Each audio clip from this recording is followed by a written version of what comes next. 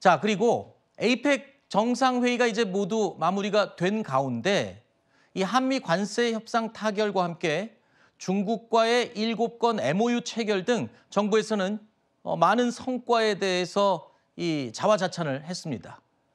자, 일단 에이펙에서 가장 큰 성과, 미국과의 관세 협상 타결이었죠. 이로 인해서 오늘 이 앞부분에 저희가 전해드렸지만 이 경제적으로 아주 청신호가 많이 켜진 여러 가지 이 모습들을 전해드렸습니다. 그런데 여야의 정치권 평가는 정반대로 엇갈리고 있습니다. 이재명 대통령의 국익 중심 실용 외교의 성과가 돋보였습니다. 확실히 민심은 즉각 반응했습니다. 시장에서 만난 시장 여러분들께서 엄지척을 해주시면서 에이펙이 A급이요 이렇게 말씀하셨습니다. 미국과의 관세 협상 타결로 대외 불확실성이 완화되었습니다. 한미 관세 협상이 타결되었다고 자화자찬을 늘어놓고 있지만 3개월 전과 마찬가지로 팩트시트도 합의문도 공개되지 않았습니다. 심지어 이재명 정부가 협상 내용을 발표하고 돌아서자마자 미국에서는 곧바로 다른 말들이 나오고 있습니다.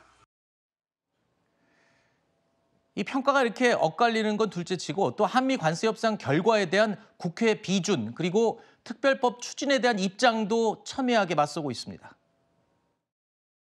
더불어민주당은 정부와 함께 대미 투자 관련 특별법을 준비하고 신속히 처리하겠습니다. 당 차원에서는 가칭, 에이펙 및 관세 협상 성과 후속 지원을 위한 특별위원회를 설치하는 등 에이펙 성과가 국민들에게 알려질 수 있도록 최대한 노력하겠습니다.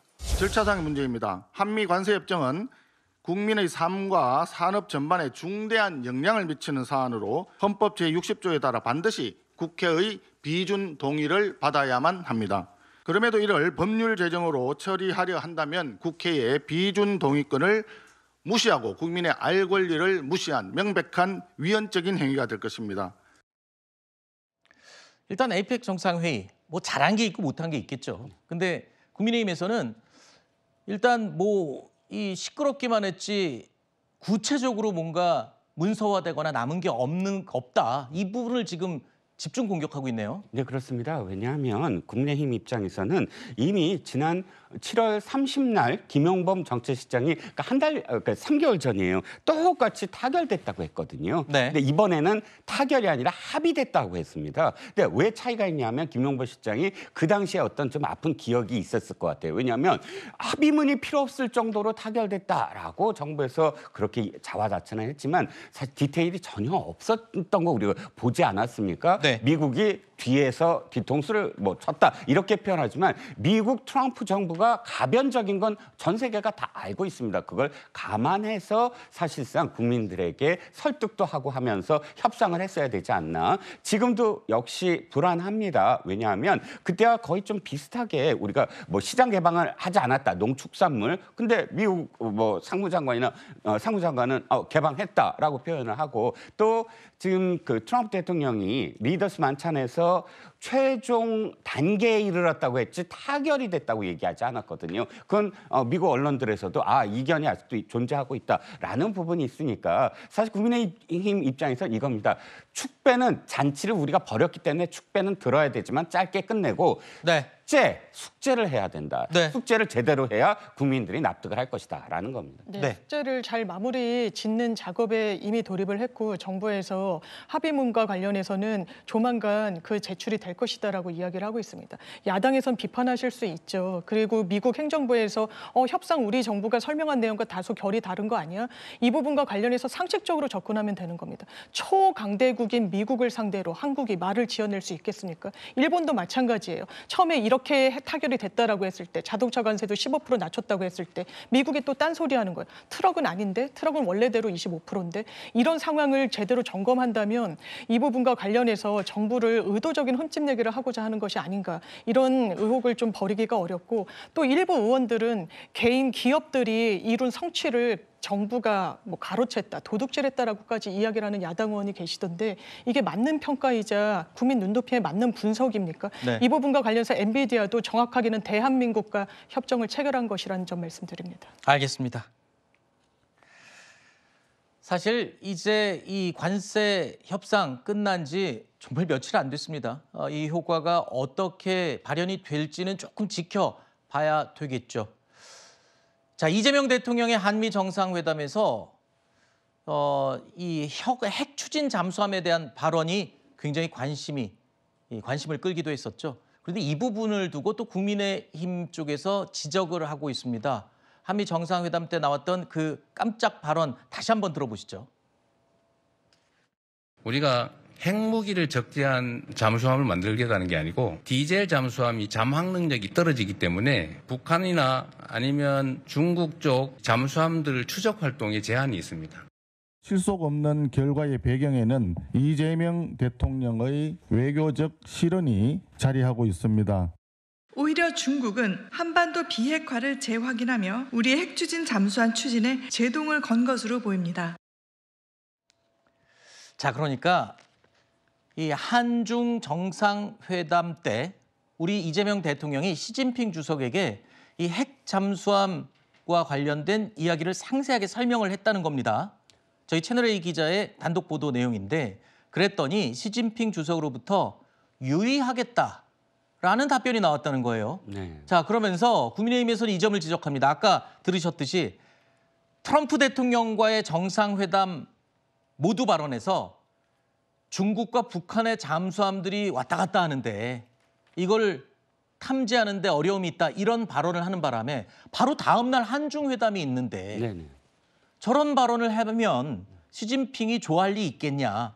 저거는 외교적 실언이다. 지금 이런 비판을 하고 있는 거네요. 네, 일단 지금 이재명 대통령이 핵 추진 잠수함을 추진하기 위해서 그야말로 미국과 협상을 벌이는 것은 대단히 바람직한 일이다라고 저는 전제를 하고요. 그런데 걱정이 있는 건 이겁니다.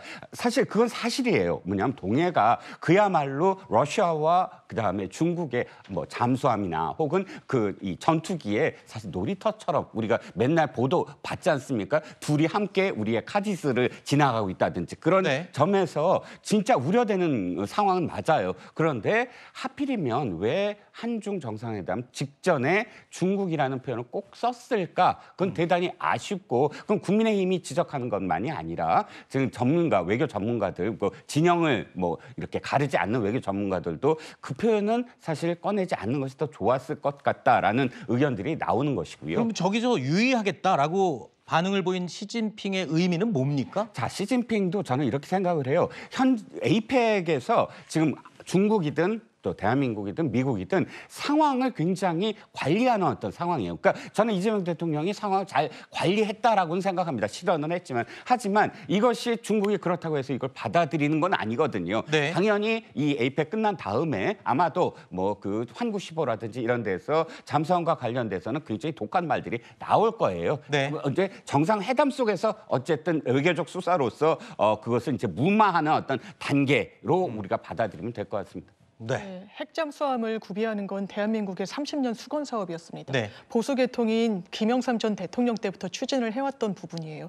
이 부분과 관련해서 모두 공개 발언에서 함으로써 미국의 재빠른 어떤 승인을 끌어냈습니다. 거기에 중국이란 이 어떤 단어가 말씀 주신 대로 이게 중국의 신기를 건드리는 점까지 헤아리지 못한 거 아니냐라는 지적도 충분히 나올 수 있다고 생각합니다만 미국에는 협상의 지렛대로 중국과 관련한 견제용으로 반드시 대한민국엔 필요하다라고 설득할 수 있는 거의 유일한 수단이었던 것도 부인할 수 없기 때문에 큰 틀에서 봐주시면 감사하겠습니다. 그러니까 오히려 30년 수건 사업인 핵 추진 잠수함을 보유하기 위해서 미국을 설득하려면 지금 한창 미국과 중국이 이 무역 전쟁을 벌이고 있는 상황이다 보니 트럼프 대통령의 귀를 솔깃하게 하려면 바로 중국 잠수함을 견제해야 된다. 이 말을 안 할 수 없었다.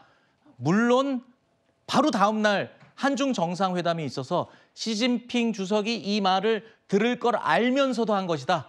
이렇게 해석을 하시는 거군요. 네, 그렇습니다. 어떻게 들으셨어요? 아니 그런데 문제는 이겁니다.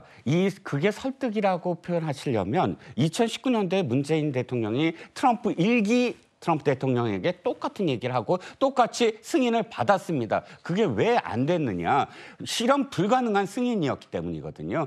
이재명 대통령은 핵 연료를 달라고 했는데 지금 트럼프 대통령이 승인한다는 건 뭡니까? 미국에 있는 필리 조선소에서 건조하라 이겁니다. 근데 필리 조선소는 핵 잠수함을 건조할 만한 시설이 전혀 되지 않고 있고 또 그 미국에서 그걸 하면 미 의회의 승인을 다 받아야 되거든요. 간섭을 다 받아야 됩니다. 그러면 시기도 오래 걸리고 불가능한 어떤 상황들이 있거든요. 그러니까 그 승인에 대해서 이게 지금 이 중국 얘기를 함으로써 승인을 받았다라고 단순하게 연결시킬 수 없는 부분이 있다는 거죠.